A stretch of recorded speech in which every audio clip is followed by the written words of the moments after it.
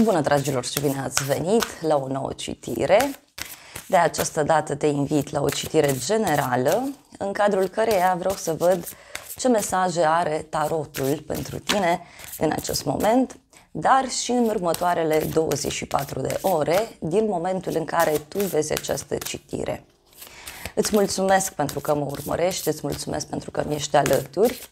Dacă vrei și tu o citire pentru sufletelul tău, găsești oricând, gratuit, doar pe aplicația de tarot Cristina Zurba, disponibilă atât pe iPhone cât și pe Android.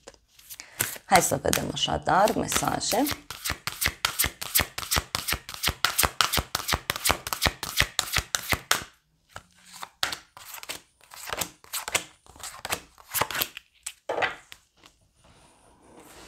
Ok, văd aici o atmosferă bună în casă, cineva care ți-a venit în casă de curând sau pentru alții poate să însemne de asemenea și o bucurie privind ideea de familie, ideea de casă, de stabilitate.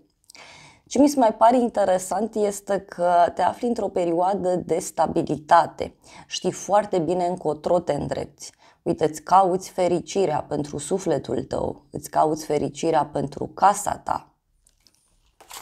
Poate este și o perioadă în care te concentrezi foarte mult pe familia ta, te concentrezi foarte mult pe spațiul poate în care locuiești.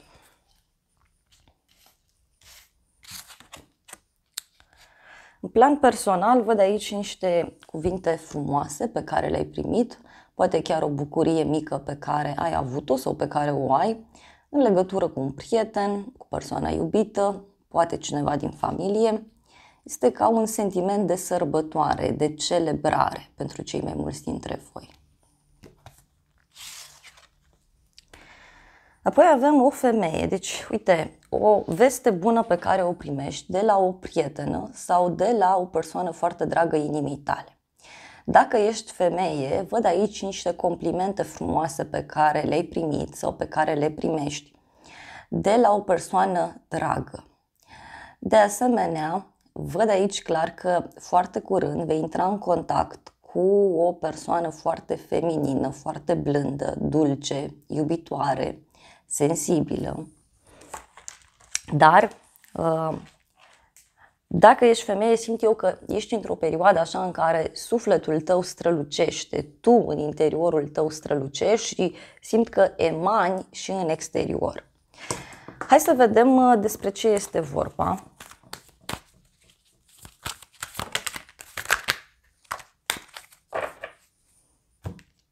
Bun.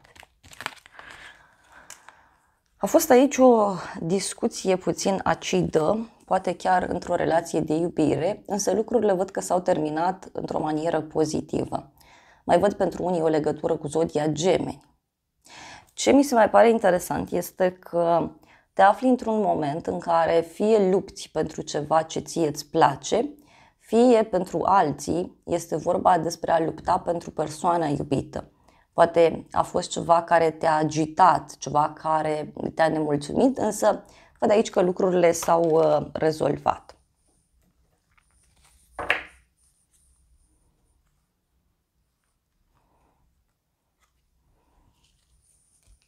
O întâlnire cu niște persoane din trecut, da? Pe care fie tu ai avut-o, fie cineva din jurul tău.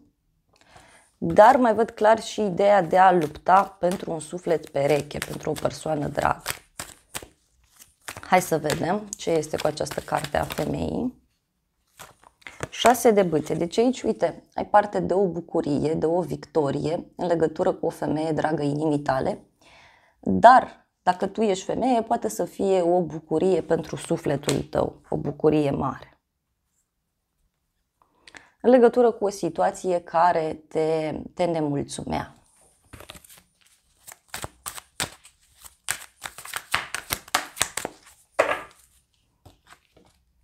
Trei de bâte. Deci este o bucurie aici într-un drum scurt sau cineva care îți vine în vizită. Mai poate să însemne și faptul că pui un pas înainte în legătură cu o situație anume. Ce mai simt aici să-ți transmit? Că e ca și cum îți ies planurile, pentru că, uite, avem aici soarele. Deci o bucurie foarte, foarte mare. Și are legătură cu o perioadă puțin aglomerată, cu o perioadă puțin obositoare. În continuare, avem o energie masculină, deci este un moment în care acționezi cu tot sufletul, fie la muncă, fie pentru a face bani, niște bani pe care îi poți primi de la un bărbat sau poate chiar cineva care își dorește să te ajute din punct de vedere financiar. O veste pe care o primești de la un coleg sau de la un bărbat important din viața ta. În continuare, avem un sfârșit. Deci, uite, tu aici reușești să termini fie un proiect, fie o perioadă aglomerată. Mai poate să însemne și că afli despre un sfârșit legat de bani. Pentru unii simt aici că aveți legătură cu o bancă, cu o instituție financiară, poate chiar aveți ceva de rezolvat privind o moștenire, privind o sumă de bani. Dar mai poate să însemne și că un bărbat drag ție îți poate da niște vești bune legate de rezolvarea unei probleme financiare. Deci poate ai pe cineva în jurul tău care așteaptă un răspuns în acest sens. Hai să vedem despre ce este vorba.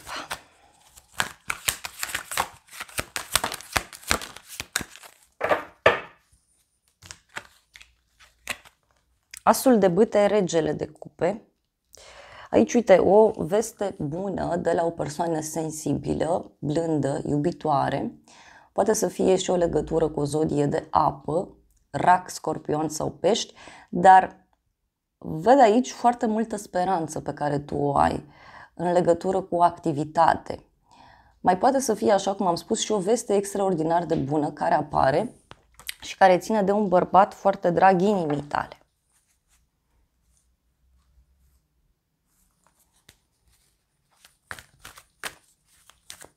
Pentru unii poate să însemne și o veste bună privind zona medicală. Să vedem ce este cu acest sfârșit, totuși. Asul de cupe, deci acest sfârșit vine cu o veste bună, eliberatoare. Afli că s-a finalizat o perioadă aglomerată, afli că cineva a finalizat un proiect sau afli în general despre o transformare care apare pentru sufletul tău. E ceva ce îți va aduce multă bucurie. Mai vreau o carte.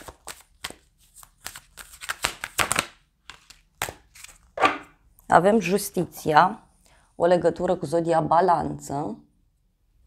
Este o veste pozitivă în legătură cu niște acte sau poate să vină o veste care te liniștește și care înseamnă că ție ți se face dreptate.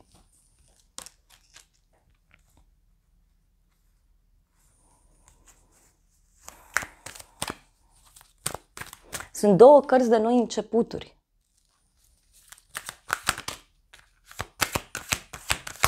Steaua, deci este ceva nou aici care apare. Poate o stea norocoasă pe care o ai din punct de vedere financiar sau din punct de vedere profesional.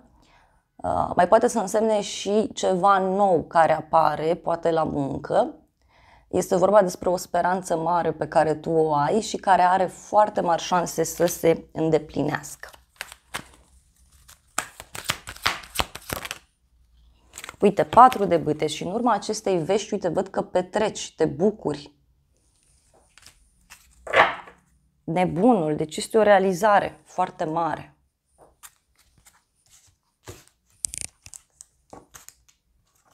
Hai să vedem surpriza.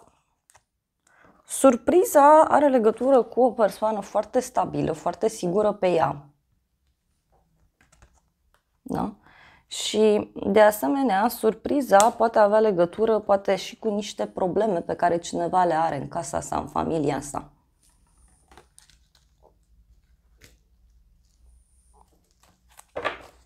Hai să vedem despre ce e vorba. O persoană temătoare sau cineva care se află într-o perioadă de așteptare. Poate să fie și cineva care se simte obosit. Uite, cineva care a reușit să finalizeze un anumit lucru, doar că se simte obosit. 6 de monede. Surpriza, uite, are legătură cu niște bani pe care îi primești sau are legătură cu faptul că reușești să rezolvi ceva din punct de vedere financiar.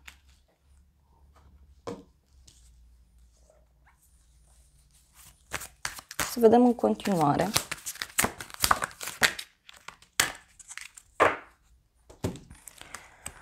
Împărăteasa și 8 de cupe. Surpriza este că o femeie aici abandonează ceva, lasă ceva în urmă. Poate chiar această tristețe, această problemă pe care o văd eu aici. Dar înainte să plece persoana aceasta, e posibil să îți spună niște vorbe destul de ciudate. Pentru că este vorba despre o persoană care nu prea vrea să renunțe la un anumit lucru.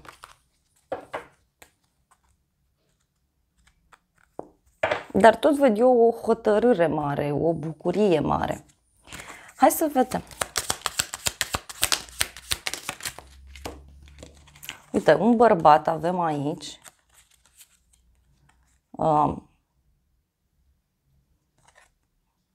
Care se simte atras de tine sau care își dorește foarte mult control.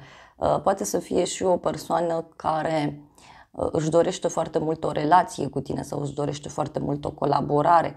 Este vorba despre cineva care are o tentație foarte, foarte mare în legătură cu tine sau în legătură cu o persoană dragă. Dar uite, văd că e un succes mare, e o bucurie mare aici. Un bărbat care își dorește ceva foarte mult.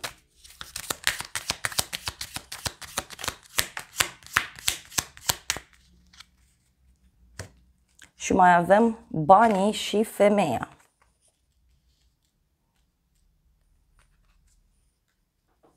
Eu cred aici că este vorba despre cineva care rezolvă un anumit lucru ca prin magie. Rezolvă o problemă legată de bani, legată de zona profesională sau chiar în dragoste poate să fie. Deci omul ăsta rezolvă ceva pentru că este foarte tentat, își dorește foarte mult. Dar ce văd aici este o mică, mare confruntare cu o femeie care fie este stabilă financiar, fie este vorba despre o femeie care se gândește foarte mult la bani.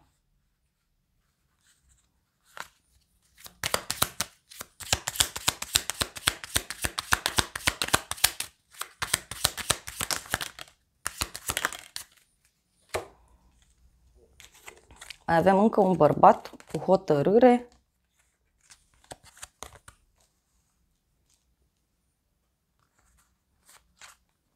Este o persoană foarte sigură pe ea.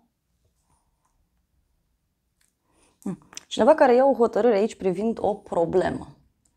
Da? E ca și cum cineva zice, gata, îmi dau demisia, plec, mă mut, rezolv ceva anume. Pentru că eu văd aici o realizare foarte mare a unei persoane importante. Se ia o hotărâre mare. Și văd, repet, 2 bărbați și o femeie.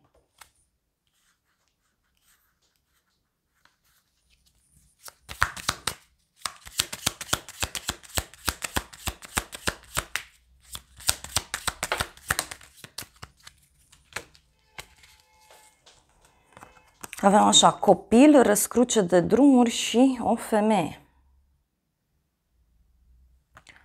Poate să fie vorba și despre o persoană aici care este puțin confuză în legătură cu un copil.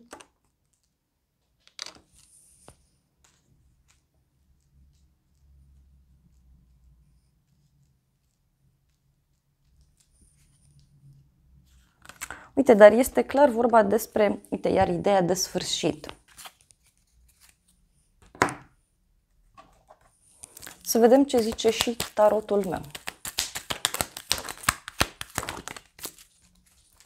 Avem așa, o surpriză în legătură cu niște piedici sau cu un blocaj. O persoană vicleană, dar uite, până la urmă dragostea învinge. Deci o persoană, niște piedici în legătură cu o persoană vicleană. Poate persoana asta pune piedici sau încearcă să blocheze, da? Însă uite, apare o veste bună. O veste bună care ține și de dragoste sinceră. Deci dragostea învinge în acest caz. Surpriza asta este. Da? că dragostea învinge. Este o persoană care e foarte inteligentă aici și care găsește tot felul de soluții. Care mai de care mai benefice. Și din nou vestea de final. Deci este o veste despre un final definitiv și cineva, bineînțeles, care își dorește să te revadă.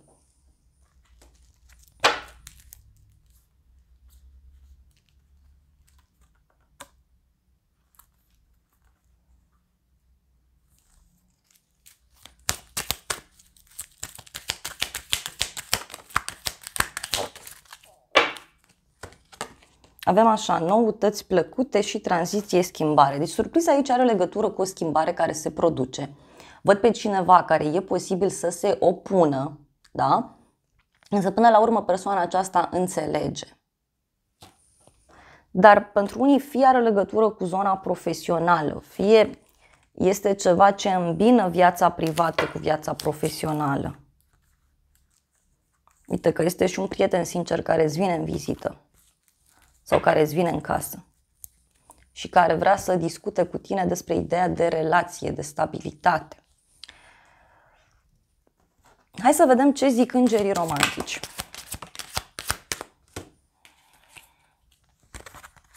Îngerii spun că tu meriți iubire, doar că dependențele, da, afectează puțin viața ta romantică.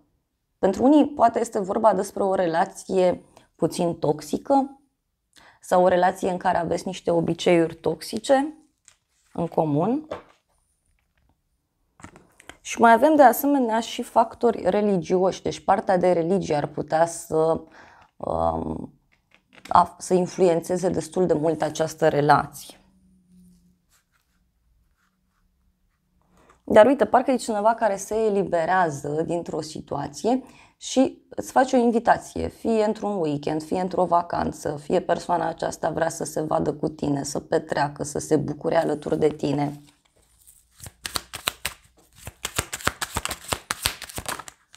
Ei, și din nou se repetă mesajul, avem pe cineva care vrea să preia controlul înapoi asupra vieții sale, da? Uite, îmi apare o separare, deci unii puteți să auziți de ideea de separare, de despărțire. Și apoi avem lună de miere sau un timp petrecut împreună cu persoana iubită. Poate undeva pe la amiază, într-un weekend sau într-o seară. Nu e neapărat vorba de o vacanță în sine. Și avem, după o decepție, după o perioadă dureroasă, văd aici că apare o nouă iubire sau poate să fie o nouă etapă în relația de cuplu. Să vedem și acest oracol ce spune. Deci niște provocări, da, care sunt prezente și pe care cineva le rezolvă, primește un ajutor. Și uite, avem aici succes legat de casă, mutare, relocare. Și acest succes, uite, duce la o transformare. Poate să fie și o schimbare în familia ta sau o schimbare de locuință pentru alții. Și în urma acestei hotărâri, văd că ceva rămâne foarte stabil. O persoană zice, gata, nu mai plec de aici, din relația asta, din locul ăsta de muncă, din situația asta. Și uite, e cu noroc, cu bani și cu libertate. Dragilor, acestea au fost previziunile de această dată. Eu vă mulțumesc pentru prezență, vă îmbrățișez cu drag, sper din suflet să vă fie de folos informațiile și să ne revedem cu bine și data viitoare. Eu vă doresc să aveți parte de o zi sau de o seară cât mai frumoasă.